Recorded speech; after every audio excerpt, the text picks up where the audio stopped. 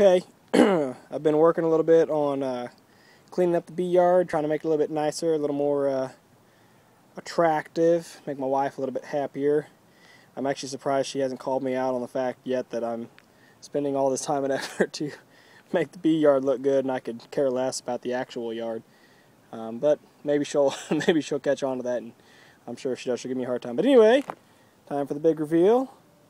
Da, da, da, da, da, da.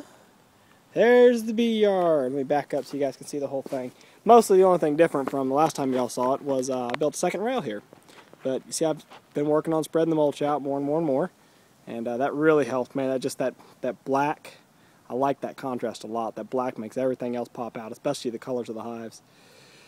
Yeah, the green and the white and yada yada. But anyway, I'll keep on spreading mulch here. I'll put down a couple bags every night when I get a chance, and then coming on back further into the bee yard where all this grass and weeds and stuff has grown up over here and then over here beside my compost bin. I'm going to take all that down with a weed eater and then go through on top of that and probably spray it all with vinegar solution to, kill off any remaining little grass. And then I might even come through behind that with my weed burner and burn out anything else that's left and make sure I've got it as dead as I can get it. But then in addition to that, I will lay down, 2 or 3 layers of cardboard. I think actually I'm going to go over to the, there's a school right through the trees here that's got 4 or 5 big paper cardboard dumpsters for recycling. So I'll just go over there and rummage through the bins and pull out all the cardboard that I need to lay down a real good thick mat. So all of this, step into the kind of gateway here, all of this in here will all be black mulch. And that should make it look a lot better. And the beauty is that, as that mulch breaks down over time, I will have, more that I can put on the garden. I'll just let it basically compost on the ground for me. But anyway, let's run through the hives. This is the swarm that I just captured today, April 11th. Shoot, I don't know. Is it 11th? Yeah. Anyway, I'll figure it out. But that's a swarm that I just captured today. I had to drive out to Cypress to get them, which was about an hour away, but I went right after work, so I was halfway there basically when I left work. It wasn't too bad. They were just in a nice little tree. I just put a video up about that. Or I will put a video up about that once I release the queen tomorrow. This double medium was one that used to sit over yonder. It was sitting over there on the ground by the top bar hive. It's one that I converted over from a top bar hive. And I've talked a little bit about why I was converting over, and nothing wrong with top bar hives. I enjoy them. It's easier for me to work with the langs. The deep here is also one that was converted from a top bar hive. So these are both bee weaver genetics, both still bee weaver queens. I haven't requeened them this year. I'm gonna kind of keep an eye on them and see how she does, because the queens on these were hatched out in June and July, I think. So I'll just keep an eye on and see how she does. If I do decide to requeen, I might see about getting some genetics from any one of these bee weaver colonies and grafting and raising up some more queens. But I'll be honest with you, I don't want to make an early statement that isn't really accurate, and I'm not by any means a queen breeder or anything like that to back up this statement. But these bees are actually a bit testy. Bee weaver brags on their genetics, but they're they get a little irritable with me. I'll pop the cover off, and even with smoke, I usually smell some alarm pheromone, and I usually get a couple that annoy me. Whereas that one over there, that was a removal that I did last year, and I'll work those bees without gloves, no problem. They're really, really nice. I've grafted a few queens from them, mostly as experimentation. I do have a queen in my left side of my queen castle there, or I believe so. I have a queen cell. But anyway, let's keep running through the hives. These are both bee weaver genetics here. This one was the small colony that I removed 2 days ago on Monday. Really small swarm, maybe 1.5 pounds, 2 pounds. They just moved in on Saturday, so they didn't have any comb I could salvage, so basically still swarm. Brought them home, put a feeder on them. This was a removal that I did from, it's a couple weeks ago. It was the one I said was over west of Greens Point, where I pulled out the piece of siding and had the 4x8 sheet of siding, and I just folded it all out towards me, pulled it out. During that job, I guess I killed the queen. I never caught her or gauged her. Figured I just vacuumed her up.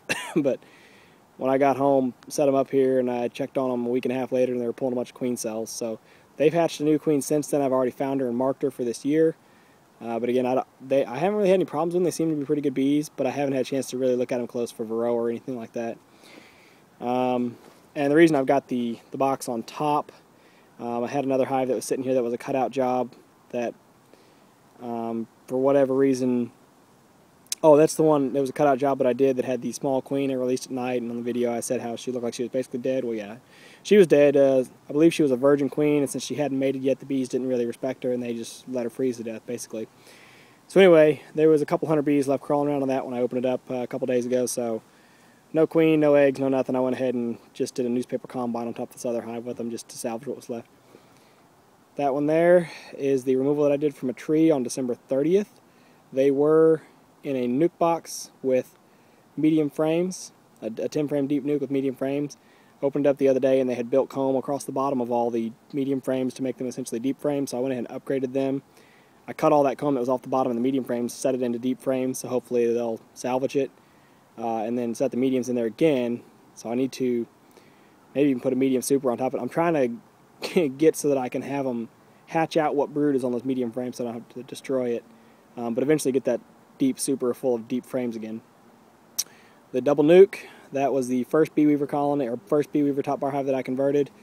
Opened it up the other day. They were drawing queen cells. When I first converted them, I made a double stack like that, and then I checked on them after about a month, and they had vacated the upper part. It was a couple of frames of honey, and they had cleaned them out and weren't even up there. So I pulled that box off and had it just sitting off to the side, not using it.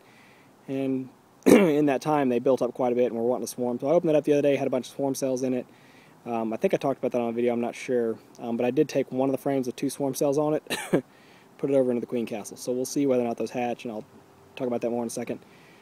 This medium, or this deep nuke here, that was a cell builder colony, and I had 3 queen cells in it, and then I traveled out of town over the Easter weekend, and while I was out of town, the 3 queen cells hatched, which I knew they were going to, and I didn't really care. It's only 3 of them, and again, it was just experimenting. So I went ahead and let them hatch out, and I've let them remain. So that is actually the queen that's in there. I haven't seen her yet, but she's got to be in there. The bees are acting really good. They're building a lot of comb.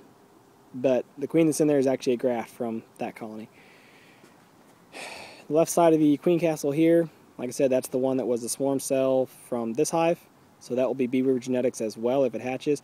But the reason I don't know if it's going to hatch is because the bees that are in the box were shaken from my top bar hive over there, and I gave them a queen cell the first time that was grafted from this hive, and they let it die, or she hatched out, or something happened. I don't know. But when I opened the hive up a couple days ago, they had laying workers, and so I took out all the frames that had the worker brood on it, with multiple eggs and all that stuff from the laying workers, shook the laying workers back into that box, and then I took a frame from this hive with bees and brood and everything on it, put it in there. So hopefully the attitude of the bees from that hive that were queen right and not laying workers will overrule the laying workers that are in here being idiots.